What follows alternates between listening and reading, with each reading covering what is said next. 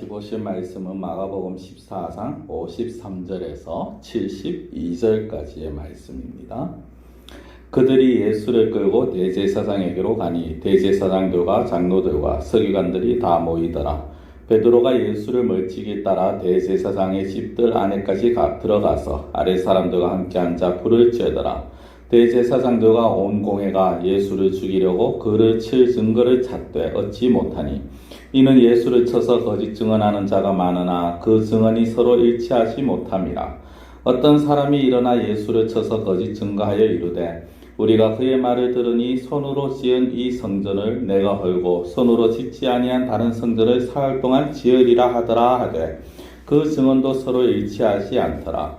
대제사장이 가운데 일어서서 예수께 물어 이르되 너는 아무 대답도 없느냐? 이 사람들이 너를 치는 증거가 어떠하냐 하되 침묵하고 아무 대답도 아니하시거늘 대제사장이 다시 물어 이르되 네가 찬송받을 이의 아들 그리스도나?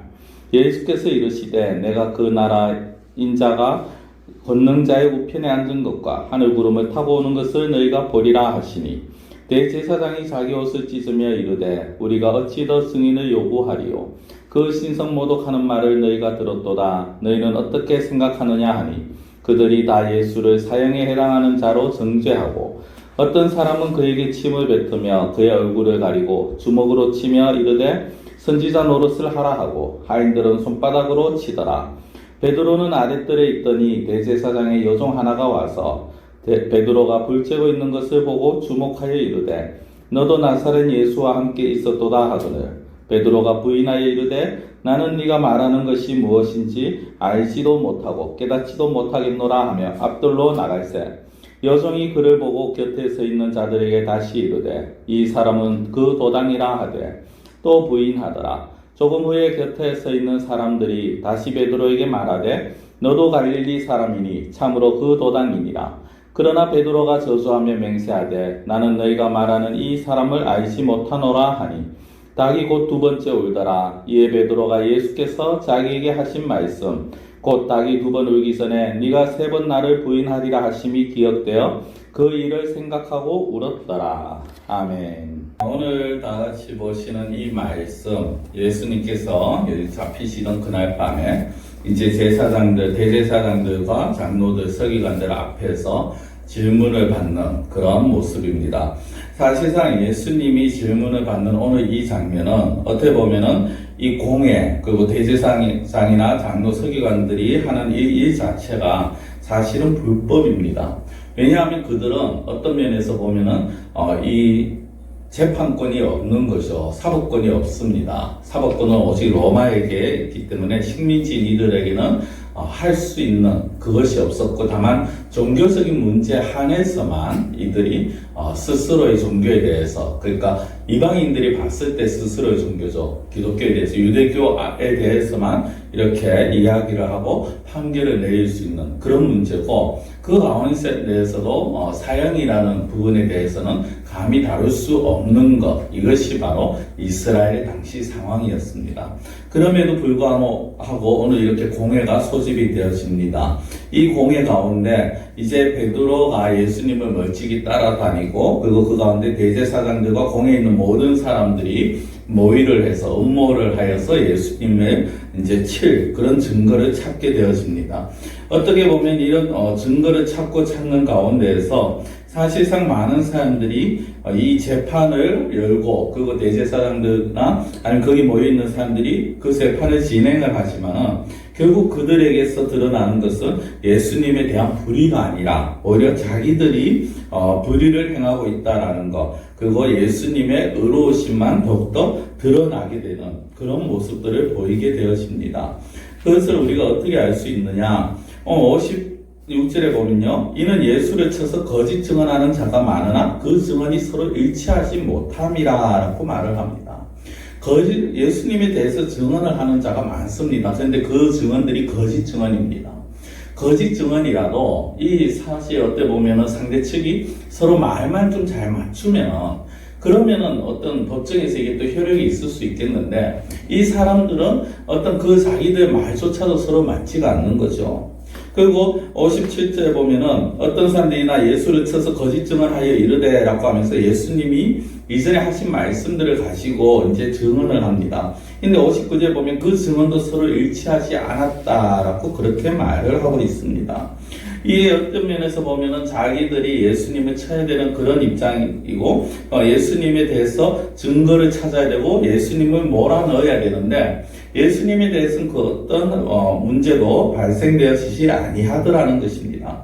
오히려 그런 가운데 이제 제사장이 일어나서 예수님 앞에 무엇을 말씀합니까? 너는 아무 대답도 없느냐? 이 사람들이 너를 치는 증거가 어떠하냐라고 묻습니다.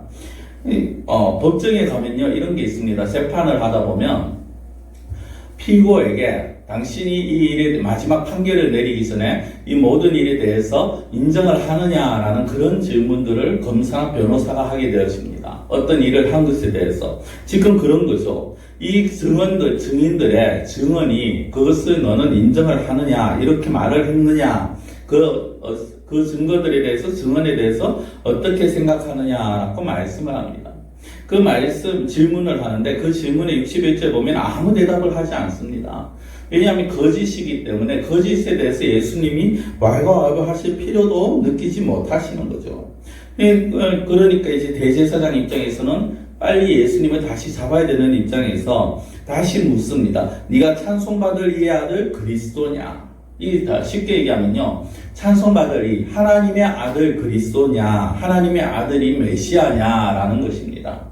이것이 사실 이들에게 있어서 가장 큰 질문입니다. 왜냐하면은 찬송받을 이라는 거, 하나님의 아들이라는 거, 그리고 메시아라는 거, 어떻게 보면 이들의 그 기본적인 유대인들 사이에서 내려오는 신학과 어떤 전통과 그런 사상들과는 지금 예수님의 모습이 너무나도 어긋나시는 그런 모습입니다. 근데 62절 보면 예수님이 아주 놀라운 대답을 하시죠.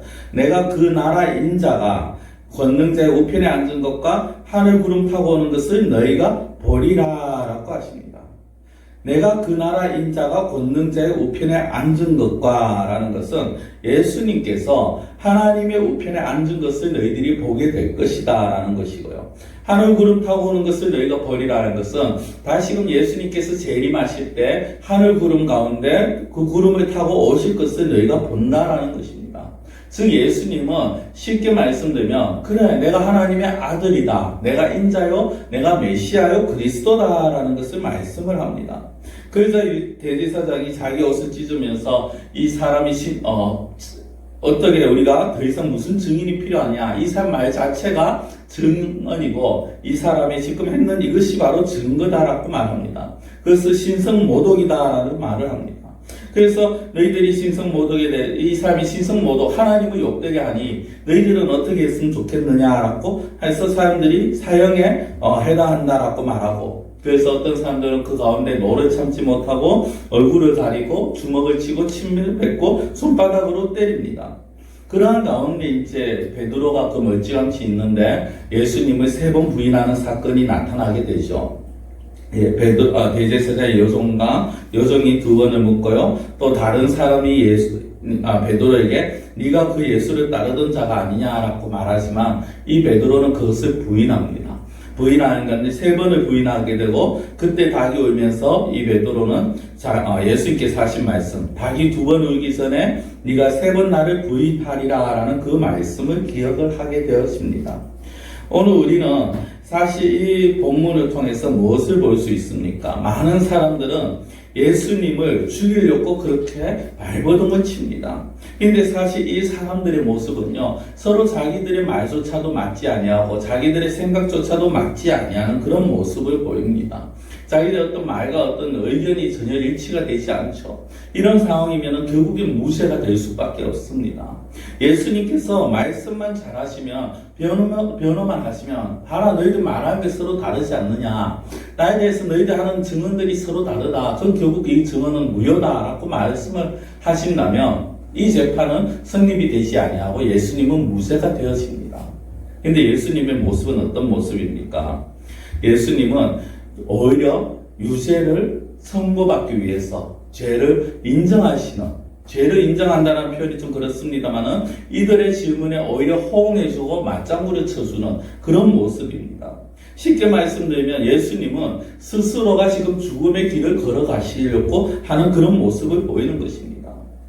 62절에 앞서 말씀드린 것처럼 그 나라 인자가 권능자의 우편에 앉은 것과 하늘 구름을 타고 오는 것을 너희가 보리라라는 이 말씀만 하시지 않았어도, 아니 오히려 너희들이 하는 증언이 다 다르지 않느냐라고 반박만 하셨어도 예수님은 십자가에 달리시지 않으셨다라는 것입니다.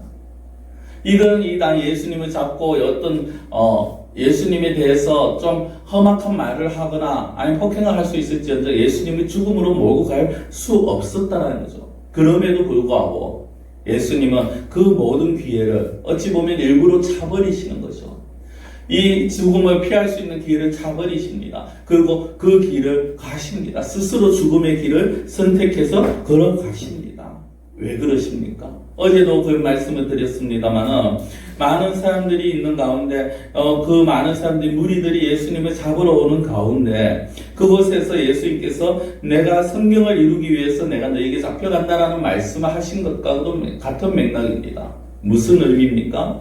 예수님은 지금 스스로 하나님의 말씀을 이루시기 위해서 하나님의 의를 이루시기 위해서 죽음의 길을 걸어가신 것입니다. 하나님의 말씀을 이루시고 하나님의 의를 이루신다는 것은 곧 저와 여러분들을 죄에서 구원하여 주시기 위해서 죽음의 길을 걸어가셨다는 것입니다. 이것이 이 고난주간에 우리가 이 아침에 다시 한번 생각해 봐야 할 말씀입니다. 사랑하는 성도 여러분, 하나님 예수님께서는 저와 여러분들 위해서 가지 않으셔도 될 그 길을 걸어가셨습니다. 무엇이 예수님으로 하여금 그 하나님 나라의 영광의 보석 우편을 버리게 하셨습니까? 무엇이 예수님으로 하여금 이 연약한 육신을 입고 이 땅에 오게 하였습니까? 바로 저와 여러분들에 대한 사랑이요, 저와 여러분들을 죄에서, 지옥에서, 마귀 권세에서 건져주시기 위해서 예수님이 이 땅에 오셨다라는 그 사실을 우리는 기억을 해야 합니다.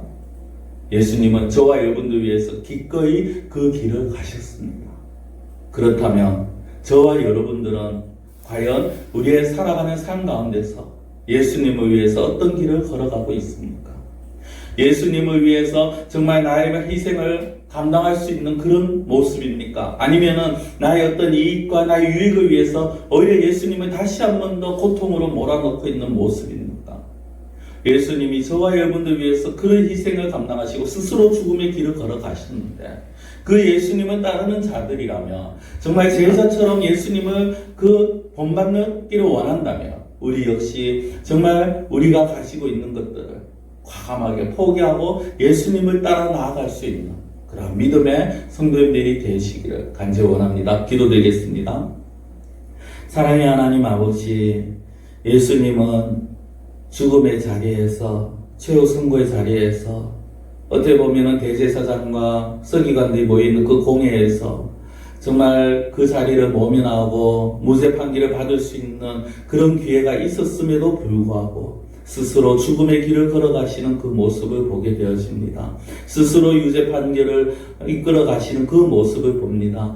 예수님께서 그 길을 택하신 것은 다른 것이 아니요 오직 우리를 위해서, 우리를 죄와 사망과 지옥과 죽음과 사탄의 권세에서 건져주시기 위하여서, 구원하시기 위하여서 그 길을 걸어가셨음을 저희들이 다시 한번 기억하게 하시고 우리를 위해 자신의 모든 것을 영광의 보좌마저 버리신 그 예수님을 본받아 이제 저희들도 그 예수님의 뒤를 따라 우리가 가지고 있는 것에 연연하는 것이 아니라 하나님과 예수 그리스도를 위하여서 살아갈 수 있는 저희들이 되게 하여 주시옵소서. 이 고난주간 우리를 위해서 고난당하신 그 예수님의 고난을 다시 한번 생각하며 그저 예수님의 고난으로 끝나는 것이 아니라 그 고난을 인하여서 구원함을 받은 우리의 삶이 어떠해야 하는가를 다시 한번 생각할 수 있는 그러한 귀하고 복된 이 한 주가 되어질 수 있도록 인도하여 주시옵소서.